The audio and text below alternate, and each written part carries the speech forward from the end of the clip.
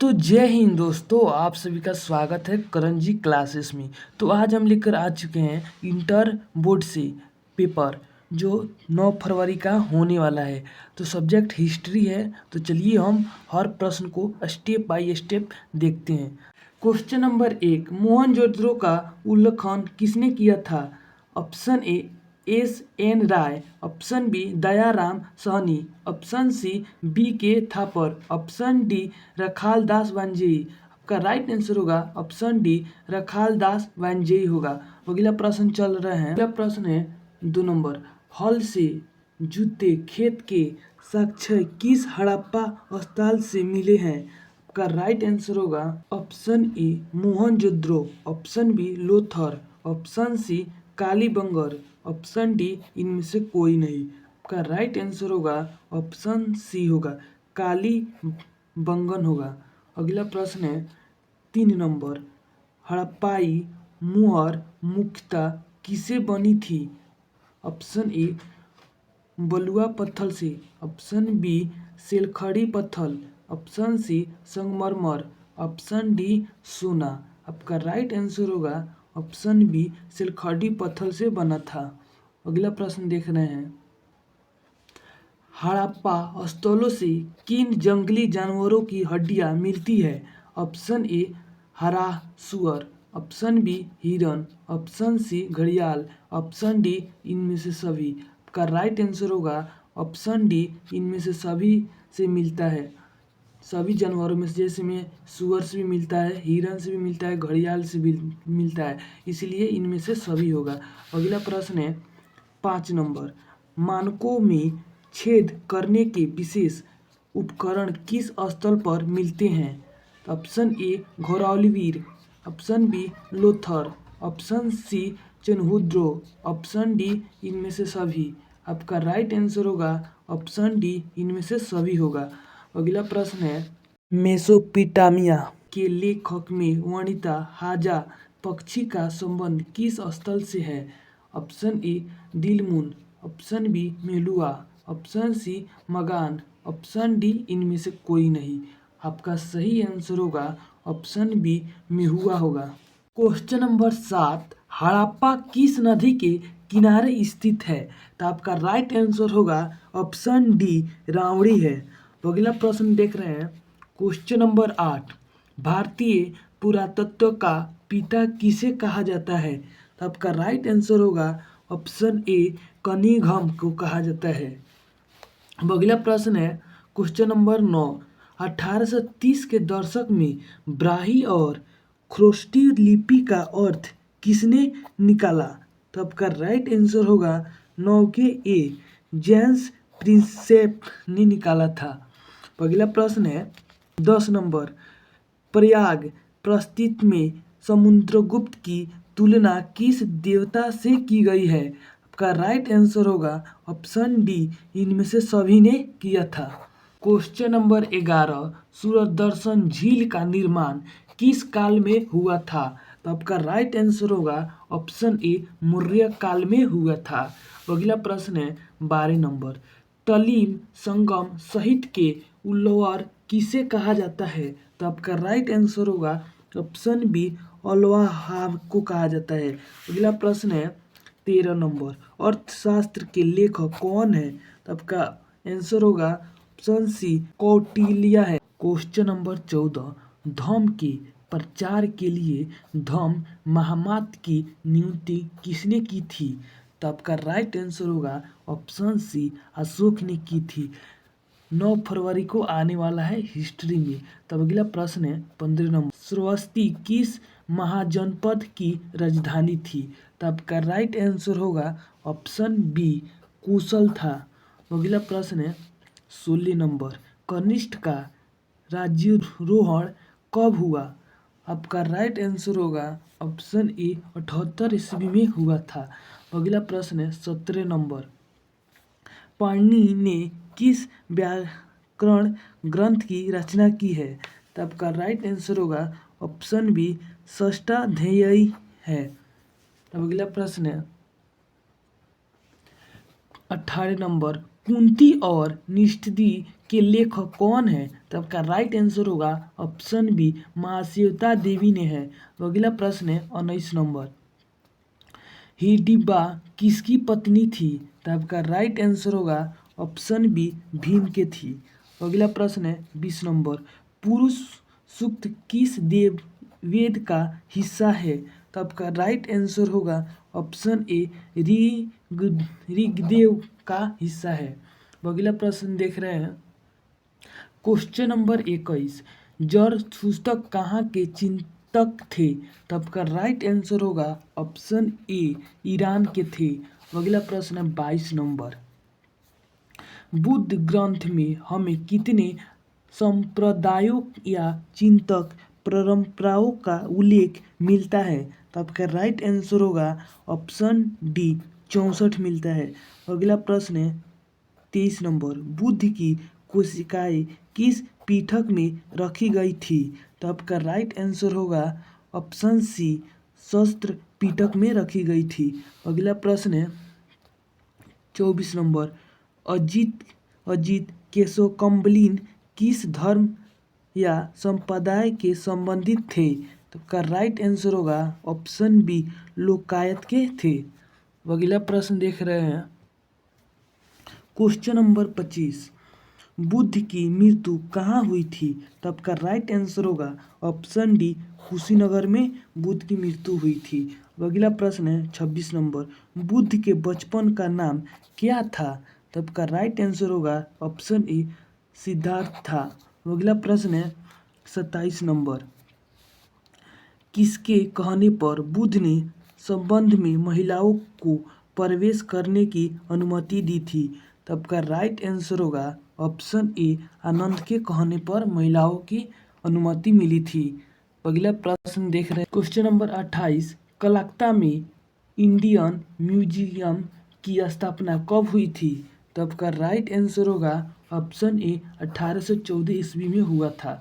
अगला प्रश्न है 29 नंबर, अशोक के आदेश से किस संप्रदाय के संतों के लिए बराबर की गुफाएं बनाई गई थी?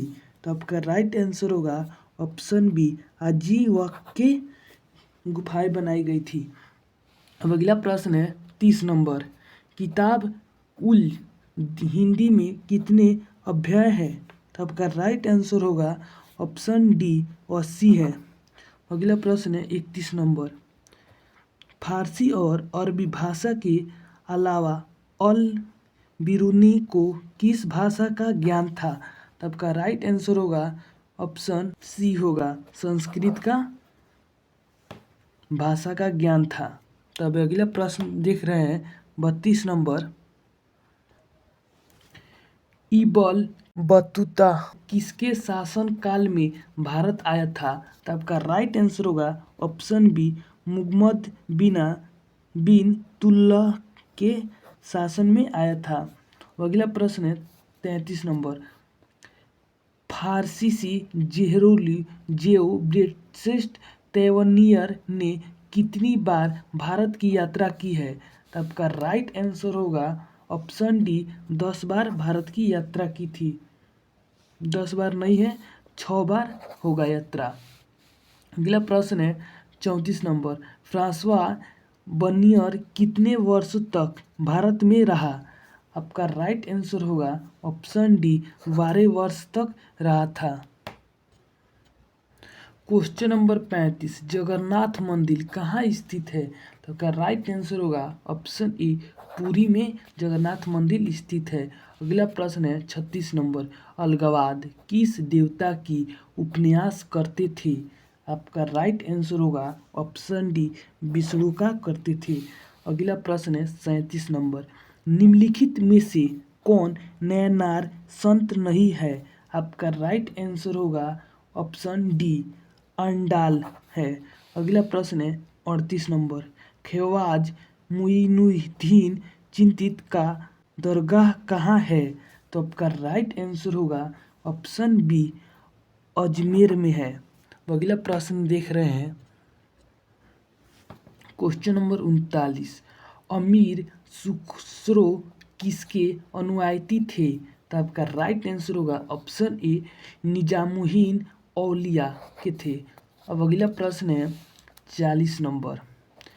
1469 में पंजाब के ननकाना गांव में किसका जन्म हुआ था?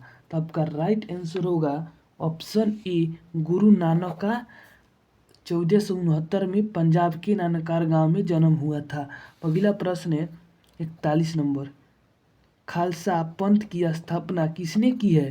तो आपका राइट आंसर होगा ऑप्शन ए गुरु गोविंद सिंह ने किए हैं। अब अगला प्रश्न है क्वेश्चन नंबर 42। सूफी संतों के लिखे हुए पत्रों का संकलन क्या कहलाता है? तो आपका राइट आंसर होगा ऑप्शन सी मखतूबात। अगला प्रश्न है 43 नंबर। 1800 ईस्वी में हम्पी के भग्नेश्वर की खोज किसने की? आपका राइट आंसर होगा ऑप्शन ए होगा कर्नल कॉलिन मैजनी ने किए हैं। अगला प्रश्न है 44 नंबर।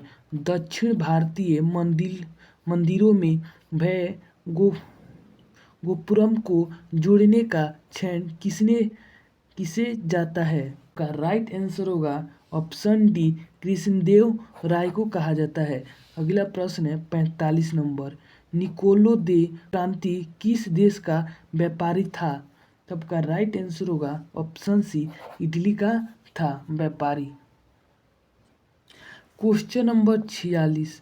बहमनी राय की स्थापना कब हुई थी? तो आपका राइट आंसर होगा ऑप्शन सी 1347 ईस्वी में हुआ था।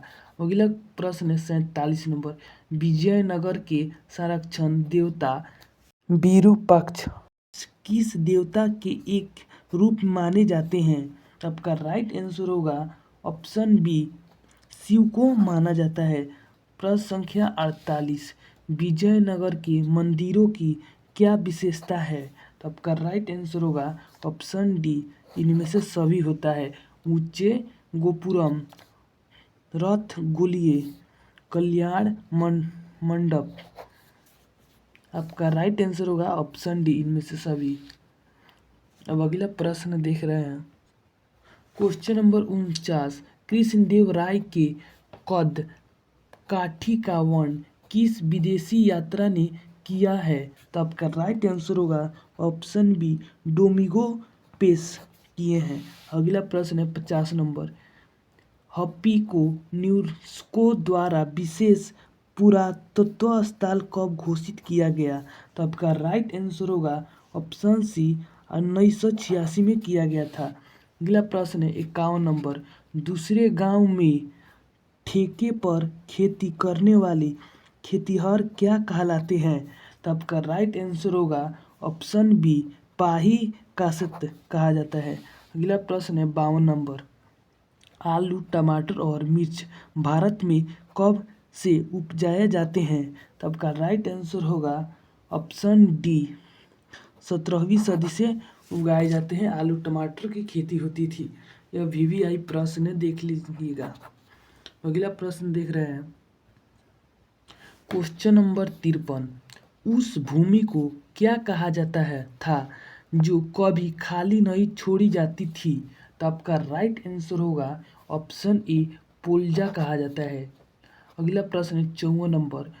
जोआंती कार्वेरी किस देश का यात्री था? तो आपका राइट आंसर होगा ऑप्शन सी इटली का था। अगला प्रश्न है 55 नंबर। अकबरनामा का कौन सा भाग आइन ए अकबरी के नाम से जाना जाता है? तो आपका राइट आंसर होगा ऑप्शन सी तीसरा नाम से जाना जाता है। अगला प्रश्न है 56 नंबर। अकबर का वित्त मंत्री कौन था?